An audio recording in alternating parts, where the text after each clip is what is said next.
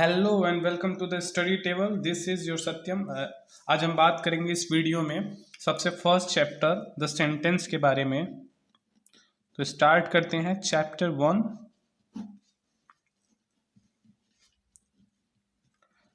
The sentence. ठीक है, तो आप लोगों ने सेंटेंस में ऑब्जर्व किया होगा कि सबसे पहले तो एक नाउन या प्रोनाउन वाला पार्ट होता है, नाउन या प्रोनाउन पार्ट्स होता है, और प्लस एक वर्ब पार्ट होता है। ये दोनों तो मैंडेटरी होते हैं, ये दो चीज तो होते ही होते हैं किसी भी सेंटेंस में। फिर उसके बाद आगे कुछ ऐड ऑन होते जाते हैं। तो ये जो हमारा नाउन वाला पार्ट है, नाउन या प्रोनाउन पार्ट है, इसको हम बेसिकली कहते हैं सब्जेक्ट, प्लस ये हमारा जो वर्ब वाला पार्ट है इसको हम लोग कहते हैं प्रेडिकेट। ठीक है, तो ये हमारा सब्जेक्ट हो गया और ये हमारा प्रेडिकेट हो गया। ये एक तरह का स्ट्रक्चर फॉर्मेशन है किसी भी सेंटेंस का। तो हम डेफिनेशन पे आते हैं कि एक्चुअली में सेंटेंस कहते किसको हैं। ठीक है, तो इसका डेफिनेशन हो जाएगा a group of words that express an idea. Okay, that express an idea by giving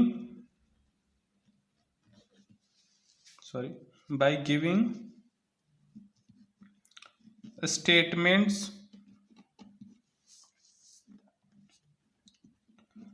order या रिक्वेस्ट, ये एक में आ जाते हैं, और आस्किंग क्वेश्चन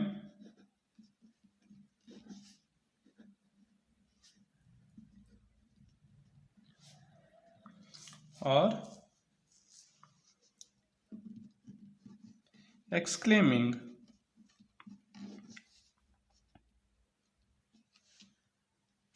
ये होता है सेंटेंस का डेफिनेशन कि a group of word that express an idea by giving statement, order और रिक्वेस्ट, आस्किंग क्वेश्चन और एक्सक्लेमेशन। ये एकदम हट के डेफिनेशन है आपका। तो इसका मतलब कि किसी भी एक ग्रुप वर्ड्स के समूह को जो कि एक आइडिया प्रेजेंट करें आपके सामने, कोई स्टेटमेंट देके या कोई ऑर्डर देके, कोई रिक्वेस्ट करके या कोई क्वेश्चन पूछ के, कोई एक्सक्लेमिंग करके, जब वो एक अपना थॉट प्रेजेंट करें तो उसको हम सेंटेंस कहते हैं। अब हम एग्जांपल देख लेते हैं। ठीक है, अब एग्जांपल में क्या क्या हो सकता है। सबसे पहला हम देखते हैं, he is a good boy. इसमें देखिए साधारण सा स्टेटमेंट बोल रहा है, तो ये हो गया हमारा स्टेटमेंट कि स्टेटमेंट है, इसलिए इसको हम सेंटेंस बोलेंगे। क्योंकि देखिए हमने यहाँ बोला था statement, order, request, asking question, exclamation, कुछ भी हो सकता है। और इसमें नाउन, प्रोनाउन पार्ट्स और वर्ब पार्ट्स दोनों हो सकते हैं। तो ये देखिए he is a good boy एक स्टेटमेंट हो गया। अब हम नेक्स्ट देखते हैं अपना, प्लीज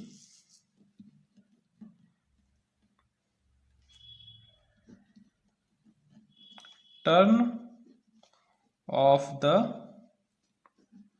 लाइट। अब देखिए इसमें क्या कर रहा है, ये रिक्वेस्ट है एक तरीके का। तो हमने एक दूसरे टाइप का एग्जांपल देख लिया, ऑर्डर या रिक्वेस्ट वाला। तो ये रिक्वेस्ट हो गया, तो ये भी हमारा एक सेंटेंस है। इसमें भी देखिए आपका नाउन और वर्ब, नाउन प्रोनाउन या वर्ब वाला पार्ट है। अब आप इसमें कहेंगे कि सर इसमें कहाँ सब्जेक्ट कहाँ है, मतलब इसमें नाउन कहाँ पे है। तो प्लीज मतलब नाउन तो है पर सब्जेक्ट कहाँ पे है। तो यहाँ पे हम देख रहे हैं कि please turn off the light लिखा हुआ है। तो अगर आप इसको कंसीडर करिए कि किसी से कहा जा रहा है कि please turn off the light, इसका मतलब कि किसी से रिक्वेस्ट किया जा रहा है। तो किसी से रिक्वेस्ट किया जाए तो ये मतलब अपने आप यहाँ पे यू लग जाएगा, यहाँ पे हिडन सब्जेक्ट है। मतलब you please turn off the light, U turn off the light, इसका मतलब आप ये समझिए, क्योंकि यहाँ पे एक हिडन यू छुपा हुआ है। क्योंकि अगर आप किसी से भी रिक्वेस्ट करेंगे कि please turn off the light, तो मतलब आप किसी से कह रहे हैं ना, तो इसका मतलब यू होता ही होता है इन सब सेंटेंस में, पर वो छिपा होता है। तो इसमें सिर्फ विजिबल होते हैं आपके प्रेडिकेट, पर सब्जेक्ट हिडन होता है। ठीक है, अब हम नेक्स्ट देखते हैं आस्किंग क्वेश्चन से एक एग्जांपल ले लेते हैं। Is he a good person. अब देखिए यहाँ पे क्वेश्चन पूछ रहा है कि is he a good person, क्या वह अच्छा व्यक्ति है। तो ये हमारा हो गया आस्किंग क्वेश्चन से। अब हम एक एक्सक्लेमेशन से एग्जांपल देख लेते हैं। जैसे ले लेते हैं व्हाट अ नाइस वेदर। अब देखिए इसने एक्सक्लेम कर रहा है कि व्हाट अ नाइस वेदर, मतलब इसमें एक तरीके से अपना वो भाव व्यक्त कर रहा है कि कैसा अच्छा मतलब मौसम है आज का। तो ये हो गया हमारा द सेंटेंस का डेफिनेशन और उसका एलेबोरेट हो गया। अब हम इसके कुछ जरूरी देखेंगे चीज, जो कि एक सेंटेंस में होना ही चाहिए, तभी वो एक सेंटेंस कहलाएगा। ठीक है, तो सबसे फर्स्ट पॉइंट है एक सेंटेंस के होने का पहचान, कि it starts with a capital letter and end with, आप कह सकते हैं एंड विथ पीरियड। पीरियड मतलब कि यहाँ पे पीरियड का मतलब है जैसे कि क्वेश्चन मार्क हो गया, फुल स्टॉप हो गया, या एक्सक्लेमेशन मार्क हो गया, इन सबसे उनका अंत होता है और स्टार्ट होता है किसी भी कैपिटल लेटर से। तो ये सबसे पहला पहचान हो गया हमारे सेंटेंस का। अब दूसरा हम देखते हैं कि और दूसरा क्या पहचान है। तो दूसरा ये है कि it must express complete thought, कि हाँ कंप्लीट थॉट होने चाहिए। क्योंकि अगर अधूरी बात कह रहा है तो इसका मतलब ये तो फ्रेज हो गया, फिर ये सेंटेंस कहाँ कहलाया। जब अधूरी बात होती है वो फ्रेज के अंतर्गत आ जाती है, लेकिन जब अगर पूरी बात को अगर एक्सप्लेन किया जाए, तो अगर पूरा थॉट मतलब पूरे थॉट को समझाया जाए, तो इसका मतलब कि वो हमारा एक सेंटेंस है, उसकी कैटेगरी में आता है। अब हम इसका थर्ड पॉइंट देखते हैं कि क्या और जरूरी होता है सेंटेंस एक होने के लिए। तो it must contain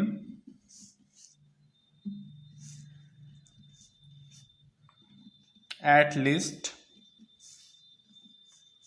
one subject.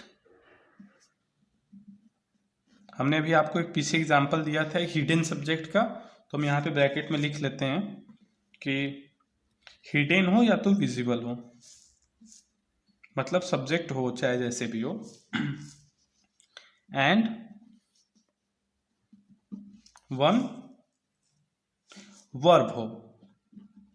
मतलब वर्ब होगा तो अपने आप वो एक तरह का प्रेडिकेट बन जाएगा, जो कि एक मतलब इंडिपेंडेंट क्लॉज को बनाना चाहिए। ये भी है कि वो एक वर्ब हो और एक इंडिपेंडेंट क्लॉज हो। अगर ये डिपेंडेंट क्लॉज रहेगा तो बात ही कंप्लीट नहीं हुआ, जब तक इंडिपेंडेंट क्लॉज नहीं रहेगा। तो कंपेराइज, अरे comparing and independent clause. Independent clause का मतलब कि वो बात अपने आप में ही पूर्ण हो, जैसे तो ये हमारा हो गया इंडिपेंडेंट क्लॉज होनी चाहिए, इंडिपेंडेंट क्लॉज। ठीक है, अब ये तो हमारा हो गया कि तीन जरूरी बातें क्या क्या होनी चाहिए किसी भी एक सेंटेंस को होने में। अब हम देखते हैं कि कितने टाइप हैं सेंटेंस के। ठीक है, टाइप्स ऑफ सेंटेंस के बारे में देखेंगे अब हम। तो हम देख लेते हैं पहला और यहाँ दूसरा। तो टाइप ऑफ सेंटेंस अगर हम देखें on the basis of structure, ठीक है, on the basis of structure, और यहां देखते हैं हम on the basis of function. Okay, तो स्ट्रक्चर के बेसिस पे हमारे चार पार्ट हैं। एक तो हमारा हो गया सिंपल सेंटेंस, ओके।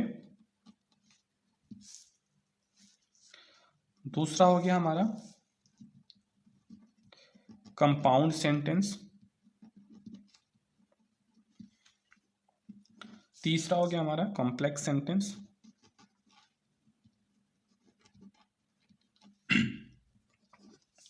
और लास्ट हो गया हमारा कंपाउंड कॉम्प्लेक्स सेंटेंस।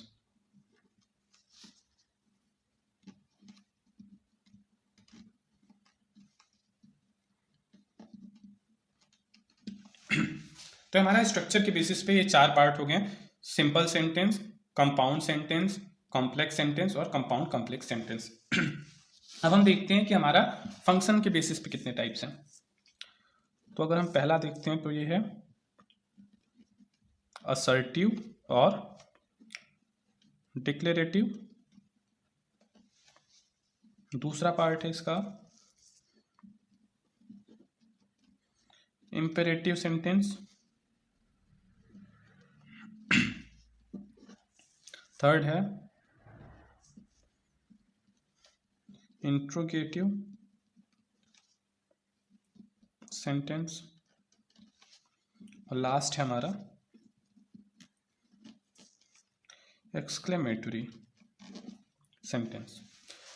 तो ये हो गया हमारे फंक्शन के बेसिस पे 4 पार्ट, असर्टिव और डिक्लेरेटिव, इंपेरेटिव सेंटेंस और इंट्रोगेटिव सेंटेंस और एक्सक्लेमेटरी सेंटेंस। ये हमारे फंक्शन के बेसिस पे और हमारे स्ट्रक्चर के बेसिस पे है, ठीक है। जनरली हमको यही लोग पढ़ाते हैं कि फंक्शन के बेसिस पे क्या क्या है, तो हम इसमें हमने एक ऐड ऑन कर दिया क्योंकि आगे आपको हाई लेवल पे पढ़ना ही पड़ता है, तो हमने इसको भी एक साथ ऐड ऑन कर दिया कि आपको समझ में आ जाए कॉन्सेप्ट, ठीक है। तो अब हम स्टार्ट करेंगे on the basis of structure के हिसाब से, एक एक हम बारी बारी से पढ़ते जाएंगे।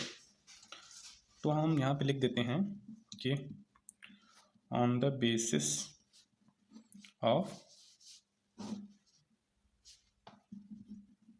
स्ट्रक्चर, ठीक है।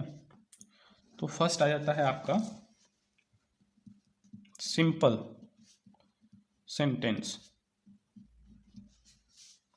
हमारा फर्स्ट आ जाता है सिंपल सेंटेंस। अब देखिए सिंपल सेंटेंस हम किसको कहते हैं, जनरली इसको आप पहले आराम से समझ लीजिए, अभी आप लिखना बंद कर दीजिएगा, आप नोट्स बना रहे हो तो सिंपल सेंटेंस किसको बोलते हैं कि उसमें एक सिर्फ सिंगल क्लॉज होना चाहिए, सिर्फ एक क्लॉज होना चाहिए, तो हम उसको बोलेंगे सिंपल सेंटेंस, जिसमें कि सिर्फ एक क्लॉज हो। एक क्लॉज का मतलब कि इंडिपेंडेंट क्लॉज हो, सिर्फ एक हो, तब वो हमारा सिंपल सेंटेंस हो जाएगा। तो मैं इसको शॉर्ट में लिख देता हूं, है अ सिंगल क्लॉज। अब सिंगल क्लॉज का मतलब समझ रहे हैं आप लोग कि सिंगल वर्ब होगा, मतलब वन वर्ब होगा, ठीक है। और वो क्या होगा, इंडिपेंडेंट होगा, वो एक सिंगल क्लॉज होगा और वो इंडिपेंडेंट होगा, ठीक। अब हम इसमें एक और ऐड कर देते हैं कि it can not take another clause, मतलब कोई दूसरा क्लॉज नहीं हो सकता, सिर्फ एक ही क्लॉज होगा, कोई डिपेंडेंट भी नहीं होंगे इसके ऊपर, सॉरी, अनदर क्लॉज। ये हो गया हमारा सिंपल सेंटेंस। अब हम इसका एक एग्जांपल देख लेते हैं, थोड़ा सा ब्लैक से लिख देते अच्छा लगेगा। अगर हम इसका एक एग्जांपल देखें तो I always wanted to become a writer. देखो ये मेरी बारे में बात नहीं है, ये हमने बस एक एग्जांपल दे दिया है, writer, I always wanted to become a writer.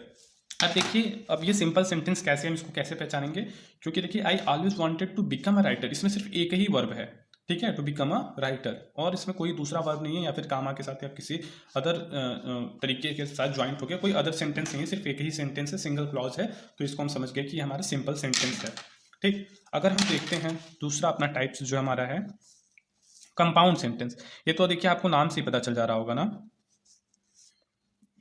Compound sentence, ये आपका हो गया कंपाउंड सेंटेंस। अब देखिए कंपाउंड सेंटेंस नाम से समझ में आ रहा है कि वो कंपाउंड होगा। जैसे हम लोग सिंपल इंटरेस्ट कंपाउंड इंटरेस्ट पढ़े थे ना, सिंपल इंटरेस्ट में सीधे सीधे इंटरेस्ट लगता है, कंपाउंड में फिर इंटरेस्ट पे इंटरेस्ट लगते हैं, ऐसे होता है। तो वैसे ही कंपाउंड में है कि यहाँ पे मोर देन वन इंडिपेंडेंट क्लॉज होता है, ठीक है। जैसे दोनों ही क्लॉज मतलब दोनों ही क्लॉज इंडिपेंडेंट होंगे लेकिन मोर देन वन क्लॉज होगा, ठीक है। तो इसको हम लिख देते हैं have more than one independent clause, ठीक है। और अब देखिए बोल रहा है कि more than one independent clause, इसका मतलब कि अगर इंडिपेंडेंट दोनों है तो मतलब दो सेंटेंस लगभग यहाँ पे हो जाएंगे। अब दो सेंटेंस हो जाएंगे तो अगर फुल स्टॉप देके हम दो सेंटेंस लिख देंगे तो इसका मतलब तो हम उसको अलग अलग दो सेंटेंस मानेंगे ना। तो कंपाउंड का मतलब है कि वो किसी भी पंक्चुएशन मार्क या कंजक्शन किसी भी थ्रू से वो जुड़े रहते हैं, ठीक है। तो उसमें क्या होता है, यूज ऑफ पंक्चुएशन होता है और कंजक्शन हो सकता है और प्रीपोजिशन हो सकता है, इन नॉन वाला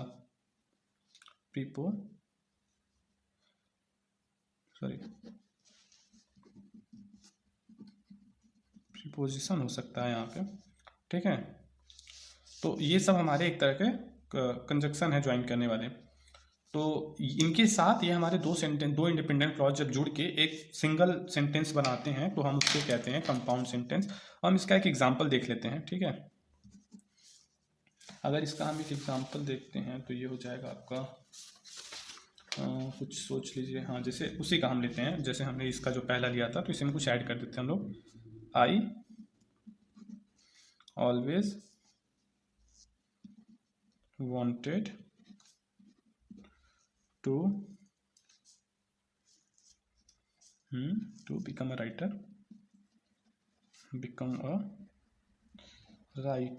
अब हम इसको देखिए एंड से जोड़ देते हैं, ठीक है। एक नया सेंटेंस इसमें जोड़ देते हैं, एंड सी वांटेड। अब देखिए अलग सब्जेक्ट है, अलग एक लाइन है, she wanted to become a doctor. अब देखिए अगर हम इसको अलग अलग करें तो I always wanted to become a writer, ये एक सेंटेंस हो गया, she wanted to become a doctor, ये दो सेंटेंस हो गया। और दोनों ही इंडिपेंडेंट है, मतलब एक दूसरे की जरूरत दोनों को नहीं है, लेकिन दोनों में सिर्फ एंड लगा के हमने जोड़ दिया तो इसका मतलब ये हमारा कंपाउंड सेंटेंस हो गया, गॉट इट। अब हम आते हैं अपने नेक्स्ट टाइप पे, हम दूसरे वाले बताते हैं। नेक्स्ट टाइप पे हम आते हैं, सी जो है हमारा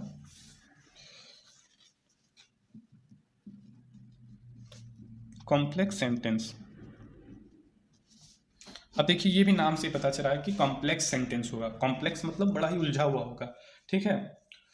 तो अब देखिए इसको समझिए कि इसमें मोर देन वन क्लॉज होंगे ना, मोर देन वन क्लॉज होंगे, लेकिन उसमें से एक जो है कम से कम एक तो होने चाहिए जो कि इंडिपेंडेंट क्लॉज हो, बाकी डिपेंडेंट हो सकते हैं लेकिन एक मस्ट है कि वो इंडिपेंडेंट क्लॉज होगा ही होगा। तो चलिए हम देखते हैं, ये हो जाएगा मोर देन वन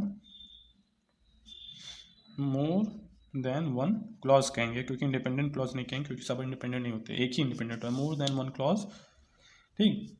प्लस इसमें और क्या जुड़ जाएगा, plus one must be independent, ठीक। इसमें मोर देन वन क्लॉज होंगे लेकिन उसमें से सिर्फ एक तो कम से कम इंडिपेंडेंट होगा और अदर शुड नहीं, अदर कैन भी डिपेंडेंट होगा, ठीक है। तो ये हो गया हमारा कॉम्प्लेक्स। तो अगर हम इसका डेफिनेशन बोलना चाहे तो बोल सकते हैं कि a complex sentence also has a more than one clause but one of them must be an independent clause and others, ठीक है, others must be dependent clause.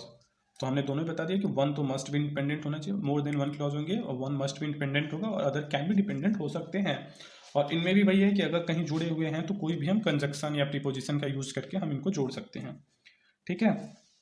तो ये हमारा हो गया कॉम्प्लेक्स, क्या हो गया ये हमारा हो गया कॉम्प्लेक्स सेंटेंस। अब हम इसका भी एक एग्जाम्पल देख लेते हैं, क्योंकि सबका देख रहे हैं तो हम एक इसके लिए नया एग्जाम्पल सोच लेते हैं कि एग्जाम्पल अब इसमें देख लेते हैं, I know that you always wanted to be writer. हमने उसी बात को दूसरे तरीके से लिख दिया, टू बी अ राइटर। अब देखिए यहाँ पे हमारा, अब इसको थोड़ा सा हम समझा देते हैं, बाकी तो सरल था इसलिए हमने कुछ इसमें नहीं किया, पर इसमें समझाना पड़ेगा। अब देखिए यहाँ पे आई नो जो है वो हमारा यहाँ पे आई नो इंडिपेंडेंट, अरे डिपेंडेंट क्लॉज हो गया, ठीक है, सॉरी हाँ, आई नो जो है यहाँ पे, क्योंकि देखिए ये वाला I know that you always wanted to be, हाँ इस पे डिपेंड है, तो ये हमारा जो आई नो है ये हमारा हो गया डिपेंडेंट, ठीक, आई नो हमारा डिपेंडेंट हो गया। और जो ये दैट है ये हमारा कंजक्शन होगा, शायद कंजक्शन हो गया, ठीक, दैट हमारा कंजक्शन हो गया। और ये जो है you always wanted to be a writer, ये इंडिपेंडेंट क्लॉज है, क्योंकि अगर हम इसको अकेले भी लिख देंगे ना, you always wanted to be a writer, तो इसका मतलब निकल रहा है, लेकिन अगर आई नो हम अलग लिख दे तो इसका मतलब कोई नहीं है, ये तो एक फ्रेज हो जाएगा, फिर ये सेंटेंस नहीं कहलाएगा। तो ये इसलिए इसको हम डिपेंडेंट बोल देंगे। ये एक डिपेंडेंट हो गया, ये वाली क्राइटेरिया पूरा हो गया, एक इंडिपेंडेंट हो गया, ये वाली क्राइटेरिया पूरा हो गया, इंडिपेंडेंट। और फिर कह रहा है कि मोर देन वन क्लॉज होनी चाहिए, तो देखिए यहाँ पे एक और दो, ये वाला भी क्राइटेरिया पूरा हो गया। और हमको पता है कि जब दो क्लॉज होते हैं तो किसी न किसी हम पार्ट्स ऑफ स्पीच के जरिए तो उनको जोड़ेंगे, तो यहाँ पे हमने कंजक्शन का यूज करके इनको दोनों सेंटेंसेस को ऐड कर दिए, तो ये हमारा एक सिंगल सेंटेंस बन गया।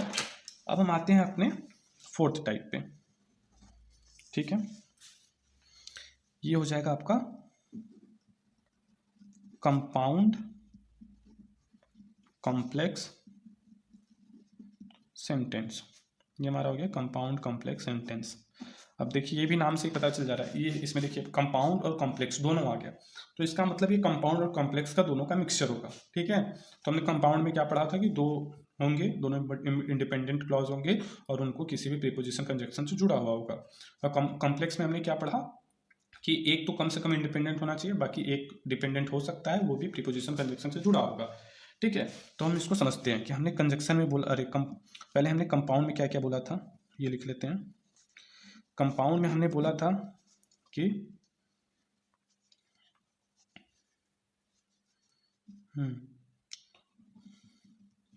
मोर देन वन इंडिपेंडेंट क्लॉज, ठीक है, प्लस कोई कनेक्टिव तो होगा, ये कनेक्टिव वर्ड होंगे कोई,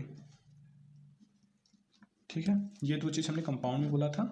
हमने कॉम्प्लेक्स में क्या बोला था, कॉम्प्लेक्स में बोला था कि इसमें one must be independent, short में लिख देते हैं, इंडिपेंडेंट क्लॉज होने चाहिए, और प्लस एक डिपेंडेंट भी हो सकता है, ठीक है, और प्लस कनेक्टिव वर्ड होंगे।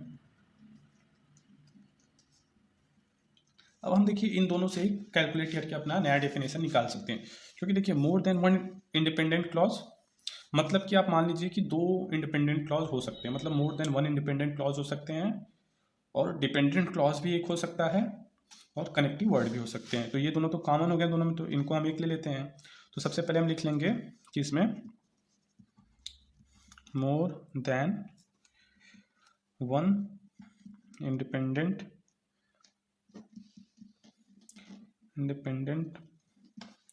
क्लॉज होगा, and there can be dependent clause होगा, प्लस कोई हमारे पास कनेक्टिव वर्ड होंगे जो कि कनेक्टिव वर्ड से जुड़े होंगे, कनेक्टिव वर्ड होंगे। तो ये हमारा हो जाएगा कंपाउंड कॉम्प्लेक्स सेंटेंस। अगर आप एक बार इसका डेफिनेशन सुनना चाहो तो मैं बोल सकता हूँ, a compound complex sentence is a mixture of feature of compound and complex, जो कि हमने आपको ये बता दिया कि ये दोनों के फीचर के मिक्सचर होते हैं, ठीक है। And complex sentence is one, so complex sentence भी एक होता है और कंपाउंड सेंटेंस भी हो सकता है, इसमें दोनों के मिक्सचर होते हैं। तो दोनों का मिक्सचर का यही आपका एक समरी निकलता है कि ये चीज़ होंगे ही होंगे, मतलब एक से अधिक इंडिपेंडेंट हो सकते हैं, एक डिपेंडेंट भी हो सकता है, कनेक्टिव वर्ड भी हो सकते हैं। अब इसका देखते हैं एग्जाम्पल क्या बन सकता है।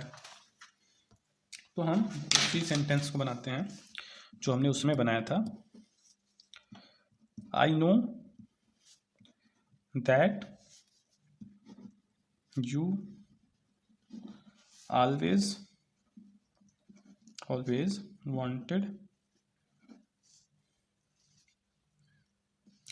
wanted to become a writer, हमने आगे जोड़ दिया but I always wanted to become a doctor। अब आप देखिए मैंने जो जो बातें बोला, आप देखिए, अब इसमें से मैच कराइए। मैंने देखिए यहाँ पे बोला कि more than one independent clause होगा, more than one independent clause. तो आपको पता है कि ये मैंने पिछले बार ही बताया था आपको, पिछले एग्जांपल में, कि you always wanted to become a writer, ये एक इंडिपेंडेंट क्लॉज है, ठीक है।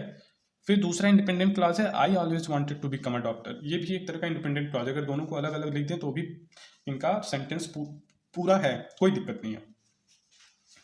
पर यहाँ पे जो है हमारा ये डिपेंडेंट क्लॉज है। तो इसमें हमको क्या क्या पता चला कि दो इंडिपेंडेंट क्लॉज हैं, इंडिपेंडेंट क्लॉज हैं, ठीक है। आपका एक डिपेंडेंट क्लॉज है और आपका यहाँ पे कनेक्टिव वर्ड भी हैं कुछ, जैसे बट और दैट और बट हमारे कनेक्टिव वर्ड्स हो गए। ये तीन चीजें जहां पे हों तो आप समझ लीजिए कि वो कंपाउंड कॉम्प्लेक्स सेंटेंस है। तो ये हमारा स्ट्रक्चरल जो पार्ट है इनका खत्म हो चुका है। अब हम आते हैं इसके फंक्शनल पार्ट पे, ठीक है। On the basis of function, on the basis of function. तो सबसे पहले हम बात करेंगे डिक्लेरेटिव सेंटेंस की, ओके हम डिक्लेरेटिव सेंटेंस की बात करेंगे। डिक्लेरेटिव सेंटेंस में जनरली स्टेटमेंट होता है,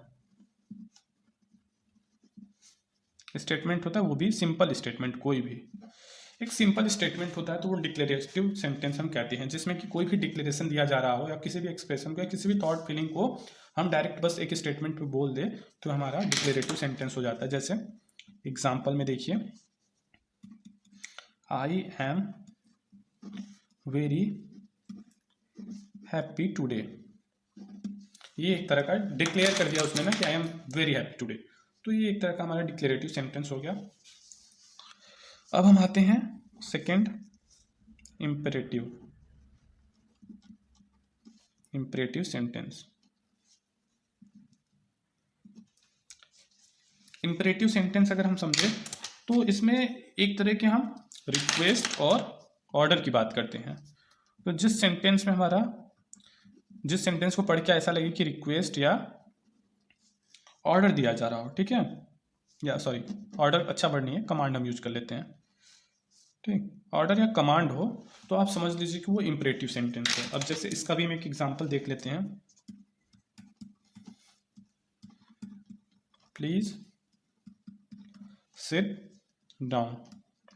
अब देखिए यहाँ पे आप बोलेंगे कि सर ये कैसे सेंटेंस है, ये तो सिर्फ, इसमें तो कोई सब्जेक्ट है ही नहीं, तो हम इसको सेंटेंस कैसे माने। तो देखिए प्लीज सिट डाउन, जब कमांड या रिक्वेस्ट होता है तो उसमें हम उसमें लगभग शायद हर कमांड और रिक्वेस्ट वाले में आपको देखेंगे तो हिडन सब्जेक्ट होता है। तो यहाँ पे आप यू कंसीडर कर सकते हैं, यहाँ पे यू से बोला जा रहा है कि प्लीज सिट डाउन, तो ये सब्जेक्ट हो गया यू आपका और ये हमारा प्रेडिकेट हो गया। तो ये हमारा हो गया सेकेंड इंपरेटिव सेंटेंस फंक्शन के बेसिस पे, ठीक है। फिर हम थर्ड आते हैं,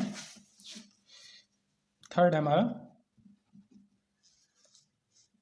इंट्रोगेटिव सेंटेंस।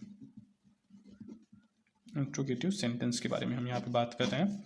तो इंट्रोगेटिव सेंटेंस नाम से पता चल रहा है कि इंट्रोगेशन होगा इसमें। इंट्रोगेशन मतलब आस्क अ क्वेश्चन, ठीक है, और इसमें एंड विथ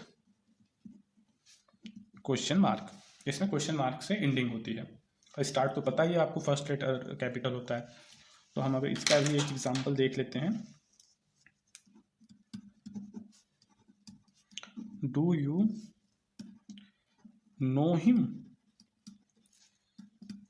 अब देखिए ये क्वेश्चन पूछ लिया कि डू यू नो हिम, इसमें एक क्वेश्चन पूछ रहा है, एंड है क्वेश्चन मार्क से, तो इसको हम इंट्रोगेटिव सेंटेंस बोलेंगे।